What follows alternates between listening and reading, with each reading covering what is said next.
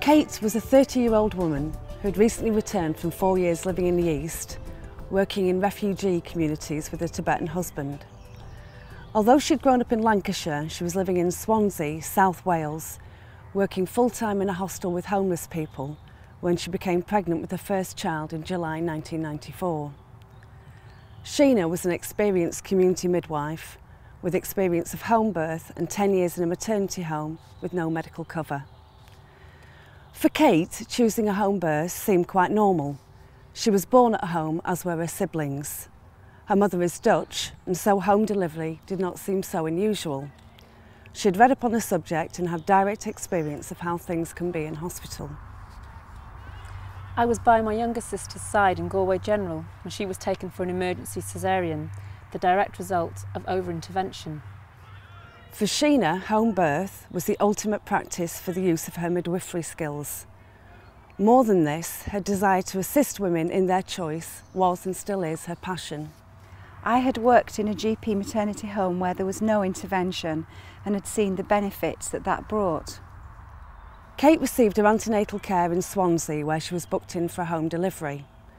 She wasn't given GP cover, but the midwives were very supportive and had discussed the protocol with Kate.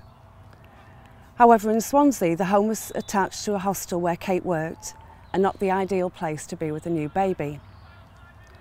When a friend suggested that Kate come to Clitheroe to give birth and stay in a friend's spare house, Kate wrote to the head of midwifery to explore the possibility.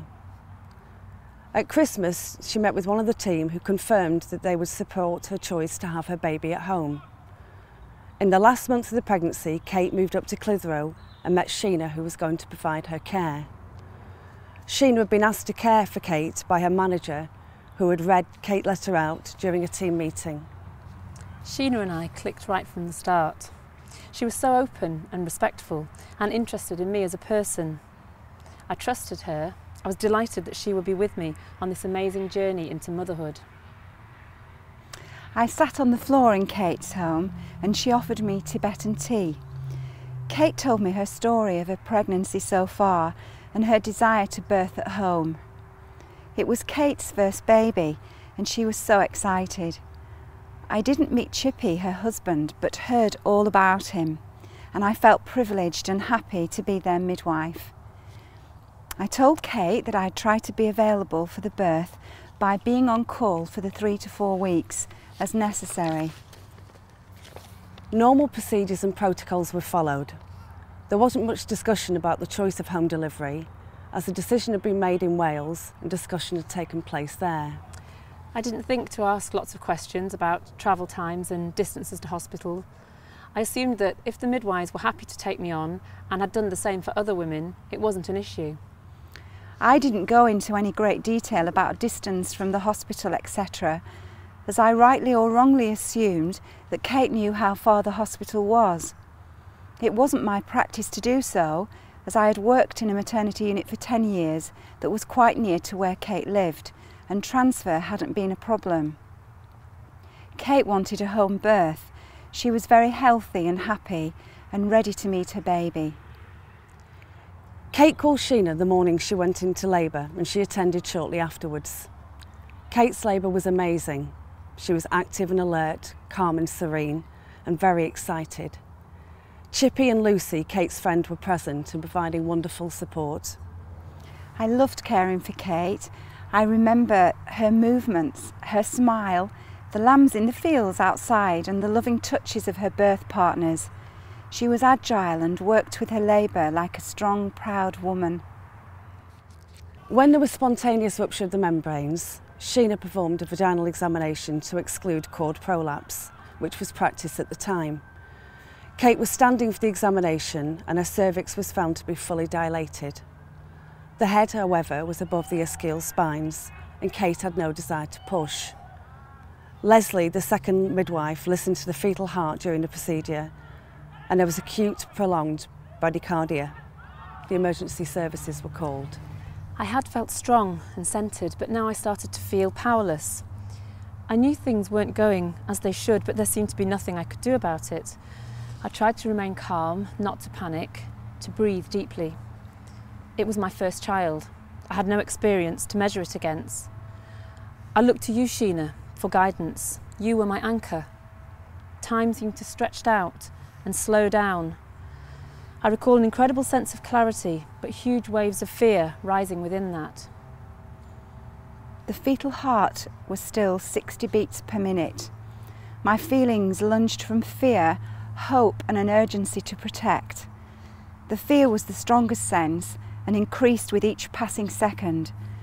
When the baby's heartbeat increased slightly, hope returned but disappeared as quickly as it came. I knew emergency services had been called, so in terms of the correct procedure, all was in order, but it was not.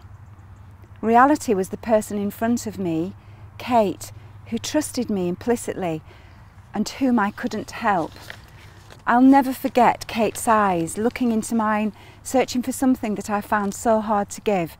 I wanted to say, "It's good, Kate, you're going to be fine," but I couldn't because I wasn't sure that it was. How could I lie to her? The fetal heart was still 60. Words that have always come easy to me during my career were now unsuitable and inappropriate. Neither could I say I'm sorry, as I would have done had a fetal death occurred, because the possible outcome couldn't really be spoken about. I had an incredible, overwhelming desire to take Kate in my arms and to make her safe, or to somehow speed up the birth, but I could do neither. The ambulance arrived 40 minutes after the call to the hospital. A local GP was present but couldn't assist. The procedure at the time was still to call the flying squad, where an ambulance was called as an emergency, but it necessitated calling at the hospital to collect the necessary clinicians. The communication between the hospital and ambulance control initiated a response to send one ambulance with an obstetric registrar, midwife, paediatrician and full resuscitation equipment. The room where Kate was small, and yet the paediatrician began to set up the equipment and the doctor urgently proceeded to examine Kate. The house seemed to have been invaded. There were people upstairs, downstairs, on the stairs, in every room, women, men that I didn't know, disembodied voices, glimpses of uniforms. The registrar examined me and didn't inspire confidence or trust. She seemed authoritarian towards me, but scattered in herself. I looked to Sheena, trying to keep the connection, trying to find direction. My impression was that she'd been blocked out by the registrar who had taken over control, and yet didn't seem in control. I felt suddenly like I'd been cut loose. I was adrift on a sea of emotions that I hadn't been prepared to negotiate. The ambulance was here and familiar faces. The fetal heart is still 60. The doctor was experienced and the midwife was a trusted colleague. The paediatrician and his equipment. An examination, questions asked and a flurry of activity. The doctor wasn't happy to try to deliver the baby and asked for Kate's transfer into the hospital. Another ambulance was needed as Kate and the equipment could not fit into one ambulance. The baby could have been born during the journey. So despair increased and fear intensified. Doctor's instructions, confusion and uncertainty. Chippy looked so afraid, yet I wonder if he really understood the seriousness of the events. How could I make him feel better? I couldn't speak his language, and even if I could, I was unable to say the right thing. So I touched his arm, but I can't smile. Kate asks, "Should I push?" "No," said the doctor. "The baby's not in a good position. The head's too high." I knew this was so as I'd examined Kate. Kate looks at me, not the doctor. Her eyes were burning into mine. What could I do? The fetal heart was still 60. Despair. The second ambulance arrived and transfer began a further 44 minutes later. Some relief when the second ambulance arrived, but only because something could progress. The fear was still strong. What could it be? I started to feel annoyed with everyone else apart from you, Sheena. I just wanted them all to go away and to get back to the birthing that we had been dealing with together. I felt that I was no longer present as a person anymore, that the whole birthing had been taken out of my hands. I was no longer a woman giving birth to a baby, but a body out of which a baby had to be extracted. I was both acutely aware of myself and at the same time I felt entirely disconnected from myself. There was almost a tangible feeling of alienation, which I can only describe as similar to an out-of-body experience as I observed all these things happening to me, but without my being involved. My body was led down the stairs, my nakedness barely concealed, as I stepped out into the spring day on the street. The hospital is 12 miles away and it is peak time. Transferred to hospital with the assistance of the blue light. Kate was with Chippy, the doctor, Sheena and another midwife in one ambulance, and a second ambulance followed with the paediatrician and the equipment. Chippy was sat at the bottom of the stretcher that held Kate. Sheena was stood close, trying to listen to the fetal heart. Catherine, the other midwife, recorded the activity. Kate wanted to push during the journey. The journey was so difficult for Kate. The fetal heart was still 60 and she was desperate and scared, and I could sense such sadness in Chippy, who I knew now understood the level of urgency. When Kate wanted to push, I could see the baby's head advancing. There was lots of black hair. From his position, Chippy could see this too, and he looked at me for a solution. As I would normally do, I gave assurance to Kate to push if she wanted to and to go with her body. The doctor intervened and told Kate not to push, as the hospital was in sight. She, the doctor, didn't want the baby to be born on the roadside. Kate found this hard and looked to me for guidance. I felt it appropriate to continue to tell Kate to do as she felt necessary and to push if she wanted to. It didn't help that I was being given conflicting advice. Push, don't push. I felt intense anger, often associated with transition. Who was holding me? How long would I continue free-falling? Pemma was born on April 12, 1995, a full-term baby weighing 7 pounds 8 ounces. It was a vaginal birth with an episiotomy. She was blue, but she seemed big and strong. Chippy told me later that she looked dead, and he burst into tears. I was just so relieved that she was out, alive. That was it. We did it. The baby then is born. End of struggle, I thought. I didn't realise that the struggle had only just begun. When we arrived at the hospital, Pemma was born immediately. Pemma was beautiful, but her condition wasn't good and she went straight to the neonatal unit. This was the worst experience of my career. In bed that night, I thought so much about Kate and Chippy and their sadness and worry. I didn't sleep much and went through my actions feeling sure that I had acted appropriately, although I remember wishing I had taken Kate in my car to the hospital, an action that would be worthy of instant dismissal. 2 supervisors of midwives scrutinised my records and they called for me the following day. The meeting was unnerving due to its formality, but my seniors assured me that there were no discrepancies in my care and that my record keeping was good. I visited Kate twice that day and became part of the grief and concern that enveloped the whole family. Sometimes I wondered if my colleagues felt blame towards me, as they didn't really know the story. I also felt slightly alienated by midwives and colleagues who believed in a 100% hospital birth system, as they said nothing to me. Not much support, really. I remember meeting the doctor the next day by chance in the corridor. She inquired after baby and then said to me, "So, next time you'll be having baby in hospital, yes?" I was too shocked to reply, but I felt like slapping her. Kate and Pemma came back to their borrowed home after 3 weeks in intensive care. We hadn't been in contact with the hospital social workers. We hadn't been offered any counselling. We came home with drugs for Pemma and a telephone number for Scope given by one of the nurses. I remember thinking at the time, Scope, that used to be the Spastic Society. Why has he given me that? The words cerebral palsy had not yet been used in connection with my baby. She was so beautiful and precious, our firstborn child, nearly lost to us. But as she gradually came off the phenobarbital, the sedative which had kept the seizures under control, she began to scream. She screamed round the clock.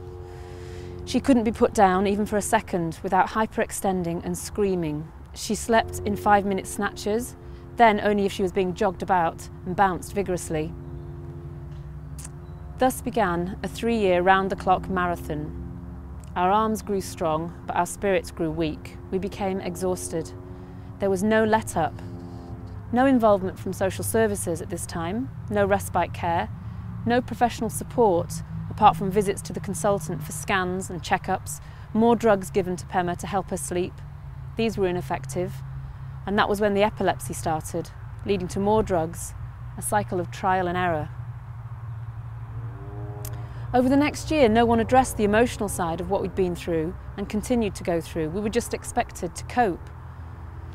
At that point, 4 lives could very easily have been lost. Chippy, my husband, tried to take his life. I became pregnant again and seriously considered aborting my second child and then taking my own life. And there were times when we just had to leave Pema alone, screaming, just to prevent ourselves from harming her. We were just so tired.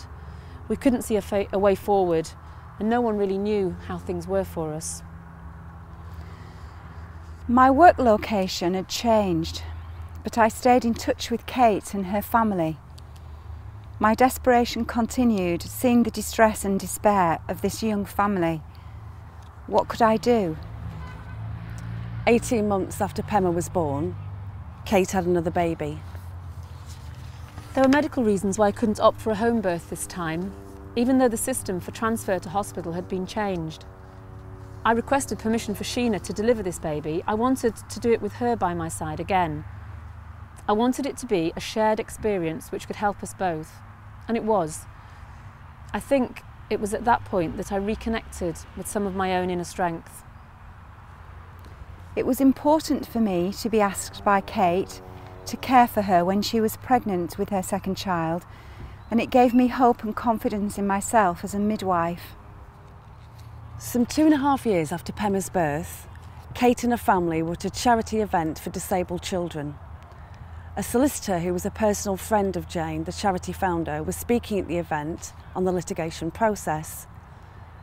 After the talk, Jane introduced Kate to the solicitor, told him the bare bones of Pema's birth, and he suggested he take a look at Pema's birth circumstances to see whether he felt there was any negligence on the behalf of the NHS. I went along with it. I felt that it would be quite clear-cut. Either it would come out that things had been messed up with the transfer to hospital, or it would be shown that everything was done properly.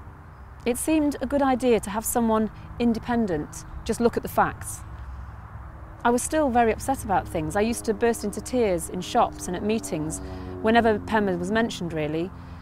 I suppose I was looking to the solicitor for some form of closure and for support. But I was very naive. I had no idea how litigation works, having had no previous experience. Kate and Chippy told me they'd met a solicitor who was going to look into the birth of Pema. They respectfully asked me what I thought about this and if I had any objections. They were clear that they didn't want to hurt me and that they were totally happy with the care that I gave. Their concern was in relation to the doctor and the transfer to hospital. I felt unclear about the litigation process and was naive in my belief that as I had given good and appropriate care to Kate and Pema, to the best of my knowledge and ability, that I had nothing to fear. I gave them my blessing and said I would do anything to help them. After some years, there was a change in the litigation case. From the initial investigation, the solicitor decided that there were strong grounds for a claim, as there had been negligence during transfer to hospital, he said. This didn't surprise me. I was asked to write an account of how I came to be giving birth at home, what happened just prior to labour, during labour, something of our life since. That was very painful, but I managed to detach myself from the process enough to write about it. Things took a long time. It was years before we received any reports from witnesses and expert witnesses. From the expert witness reports, there were new allegations which focused on the care of the midwives, which we'd never been worried about. We were told the case would now have to include all these new findings. After the initial statement, I wasn't asked to give my comment on any of the reports that came in. I was told that as Pemma's litigation friend, I had a duty to accept the reports of the experts in order to seek justice for her. My role became very passive. The process seemed to take on a life of its own. The hospital trust solicitor emailed me to ask me to call her immediately. New allegations, this time challenging my care. She would send the account, but she told me not to worry. I read them with horror when they arrived. My first thought was, did Kate believe this? But I wasn't allowed to find out. Did Kate think that I had cared for her inappropriately, without skill and judgment, and that I'd failed her? She'd signed to say that she did. Oh God, this can't be true. I had anger towards the expert midwife who wrote things about my care that I believed to be good and provided with such passion. Local press, 2 separate newspapers. Front page news detailing names and allegations against Sheena. Kate was out of the country and unaware of the events unfolding. The papers were local to the town where Sheena was born and had lived most of her life, and where she had worked as a community midwife. My colleague had bought the paper on her way on to work on a late shift. She brought it straight to me. Horror. I couldn't really believe this was happening. How can this be allowed when nothing had been proven or no case heard? My name, my career and my reputation. What will the mothers of whom I've cared for over the many years think? I felt sure that they'd feel lucky escape, or liken me to Harold Shipman. This may seem ludicrous and far removed from reality, but it was reality for me. I needed to leave my job, my children, comments at school, my neighbours quietly mentioning it to Paul, my husband, at the bottom of the garden, pointed fingers. We returned from a very difficult but amazing trip to visit my husband's family in Tibet. He hadn't been back since leaving as a refugee 17 years earlier. This time I was pregnant with my 4th child. We were fighting to get adaptations done to the home before my pregnancy advanced much further so that I wouldn't have to lift Pemma so much. We were awaiting a date for major hip surgery that Pemma needed. Her left hip was now fully dislocated. She was in constant pain and spent much time screaming. And to top it all, we came back to the front page newspaper article. Everyone we knew assumed that we were behind it. They all assumed that what we were doing was taking Sheena to court. And without any knowledge of the facts, everyone decided that we were wrong. A petition to the newspapers was circulating, saying it was wrong to print these unproven accusations about Sheena. Yes, it was wrong, but the petition didn't say it was also wrong to portray us as enemies of Sheena. We felt so hurt by the paper, by the people around us. We were following a legitimate legal process, but being treated as if we were wrongdoers, not victims. Comments from mums at school, insults from people who had formerly supported us, accusations that we were money grabbers, people saying, well, what do you expect if you choose a home birth? Support from no one, even close friends, urged us to drop the case due to the damage it was doing to our family and to Sheena's. I entered into a deep depression for the next few months. Felt isolated, hated living in Clitheroe. I wanted it all to be over. And the solicitor was encouraging us to keep going. Soon you'll have the financial security and you'll be able to move away, he said. But things didn't work out that way. The solicitor only met me one time after the initial meeting. He came to visit us with the barrister. I made it clear that our concerns did not involve the care given by the midwives, but the emergency services. They explained that although negligence had been firmly established with regard to transfer to hospital, causation had not, because it was difficult to prove that the delays caused by the negligence were the cause of brain damage. The expert witnesses were saying that Pemma could have been born sooner had transfer been more efficient, but probably not less than 1 hour after the bradycardia. They would be using all of the evidence, including the evidence against the midwives, to support the case. And as Pemma's litigation friend, they said I had a duty to allow them to proceed. The trust had made an offer of a small out-of-court settlement, less than their expected court costs, so no risk to them. The solicitor warned me if we didn't go to court, I would spend the rest of my life wondering what would happen if we did, what would have happened if we did. At this point, I'd just had a baby. I was very open, I felt quite emotional. I knew I could not stand up in court and agree that the midwives had been to blame, even if it was necessary to do so in order to help my daughter Pema. I also knew that whatever part I played in the proceedings, if the case was won on those grounds, I would spend the rest of my life regretting that. We telephoned the solicitors a few days later and we asked them to accept the out-of-court settlement and withdraw the case.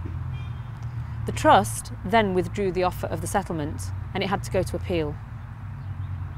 Eventually we received an amount of money which hasn't changed Pema's life much, except we could buy her a wheelchair adapted van. We still live in the same place, we can't really afford to move. Still feelings of isolation, of being let down by the community, being unsupported, being outsiders. But Pema, the brave and beautiful, continues to be the epicentre of our lives. Kate has her own perspective of how the system has failed her. I believe in the right of a woman to birth in the place she feels is most appropriate for the type of birth experience she wants for her child and herself, and the right to have unbiased information to make an informed choice and support in the choices she makes. I believe that birthing can be an amazing spiritual experience and that intervention should be available for emergencies, but it should not be the norm. Sensitivity is one of the greatest attributes of a good midwife: when to help and how to support, when to hold back, when to do nothing, letting the woman and child lead the way. Pema's birth was such a shock, nothing in my life could have prepared me for that experience.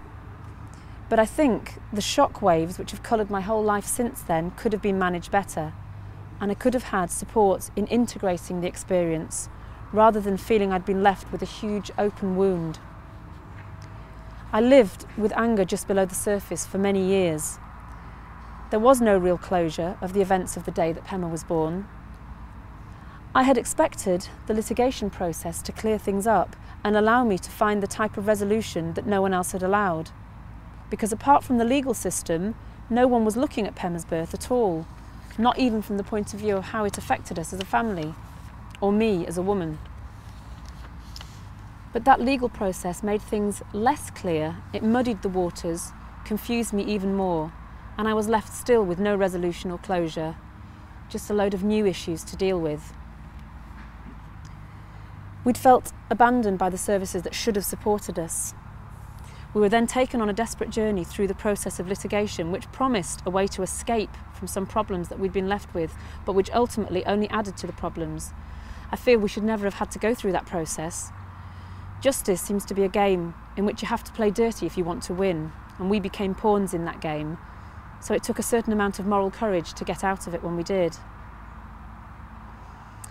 Although Sheena and I weren't allowed to communicate during the whole process, I felt it important to send cards and letters and reassure Sheena that there was no personal animosity and no change in my feelings for her. Why did we have to be placed at opposite sides of an artificial fence? Discussion of the case with Sheena since it closed has been the only thing that really helped me to face what happened and come to terms with it, to start unravelling all those threads of anger that were running through my life. And this presentation is part of that process too. My third and fourth children, I wasn't free to choose their place of birth. They were all born without any intervention or any medication. They could have been born at home. But there were too many issues, and it was clear I wasn't going to get the support of the team of midwives. I didn't feel like doing home birth as a battle. I'd got other battles to fight on Pema's behalf. Pema's birth circumstances and subsequent litigation should not have had a bearing on my right to choose again for my subsequent children. Do I regret the decision to enter the process of litigation? Well, what happened at Pema's birth had been swept under the carpet, so litigation was the only choice on offer for me to face what had happened so that I could close that chapter. So I don't regret that choice. But I do regret that there's no system in place in this country that can allow a family to honestly and openly request what happens in such circumstances to be looked at without the need to find someone to blame, that there isn't a supportive way to acknowledge events and their serious and far-reaching consequences and even accept shortcomings, to provide redress and enable us all to get on with our lives and integrate an experience however difficult. While we continue to struggle to support PEMA, millions of pounds of public funds have been spent both on the side of the NHS and through legal aid provided to PEMA. Most of this money has gone into the private sector, to solicitors' firms. Would those millions not have been better spent supporting a damaged child? I have no regrets about withdrawing from the court case. It was the only way for me to remain whole, and in any case, I could see that ultimately the outcome would constitute neither justice nor clarification nor the closure I sought. But I do very much regret that the key players here, Sheena and Sheena's family, myself and my family, have had to go through so much heartache, and that my birth-damaged daughter doesn't have everything she needs to make the best of her difficult life. Sheena also has her perspective of how the system failed her. PEMA's birth taught me that I can't always make things right, and sometimes no one can. It has, however, destroyed part of me that believed and respected British systems and services, and it has born in me disgust in the purpose and philosophy of the press. I didn't know how to act appropriately following PEMA's birth. Kate was too traumatised to discuss the events in detail, and I was unsure of how to do that. No discussions between senior medical teams or managers with Kate as to the sequence of events and how things could be better. Once the litigation process began, the destruction started for me and for Kate. I wasn't allowed to communicate with her at all, and what's the point in that? Which became harder following the press incidents. I wanted to speak to her and to tell her the allegations were false and that my care was good, but I couldn't. Expert witnesses, what is their code of conduct? The midwife who proposed allegations against my care had been out of clinical practice for many years. Since the closure of the case, we have discussed events at length, and I feel some resentment to a system that wouldn't let me care for Kate when she had her third and fourth babies. I would have done so at home if Kate had asked me to, but systems wouldn't allow it. What changes should take place? Sheena and Kate feel. In midwives training, students need to learn about litigation processes and their effects, without the fear of blame. Parents of damaged children need to know about what they could be letting themselves in for in entering litigation. Perhaps a solicitor is not the best person to offer that advice. Health services need to continue and to bring real their commitment to transparency and openness, an acknowledgement of failure with an apology if appropriate. There needs to be acknowledgement of the events, their emotional impact, the questions that arise from them, even the ones with uncomfortable answers and no easy answers. Different aspects will need addressing at different times, but without open acknowledgement, this can't happen. Litigation should not be the only way for this conversation to take place. The media should be prohibited by law to publish details of healthcare professionals unless a proven danger to the public. The birth of a damaged child shouldn't require parents to turn into fierce warriors, constantly fighting for support and services, and litigation should not provide the only chance for families to guarantee that their child's needs will be met. Parents of babies born damaged or in need of long-term care should receive immediate and appropriate support without the need for blame.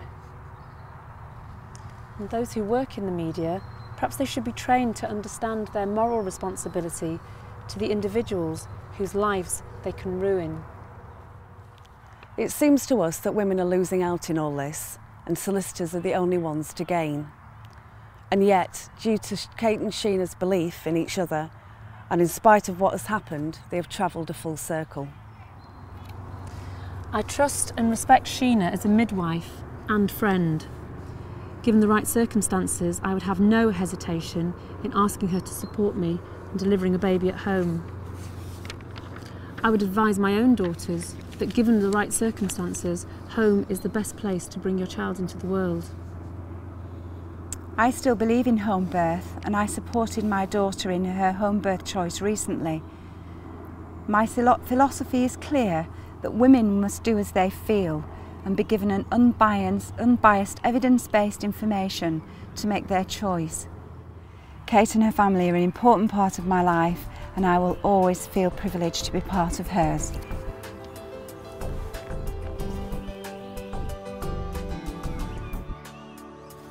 So what now? As we've heard in their story, Kate and Sheena are almost destroyed by this experience for very little gain.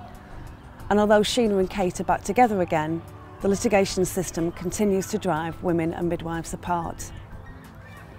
In 2004, the government consulted on a document entitled Making Amends, which sets out proposals for reforming the approach to clinical negligence in the NHS. These redress reforms have never been implemented. In 2004 to 2005, some £422 million was paid out in litigation costs.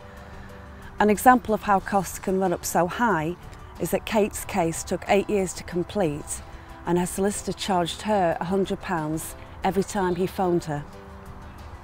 We feel that public money needs to be targeted where it is needed, as opposed to lining the pockets of the legal profession. New Zealand, Scandinavian countries and France have introduced no-fault schemes for medical injury. Virginia and Florida in America have introduced no-fault compensation for babies with birth-related neurological injuries. The advantages of these systems are that lawyers are not routinely involved, reducing the amount of cost to legal profession and enabling more efficient targeting of resources. So to offer this open to discussion, we ask you, how can we take this forward? Has there been, or does there need to be, research in this area? And how can we change the system to ensure fairness for families as well as clinical professionals?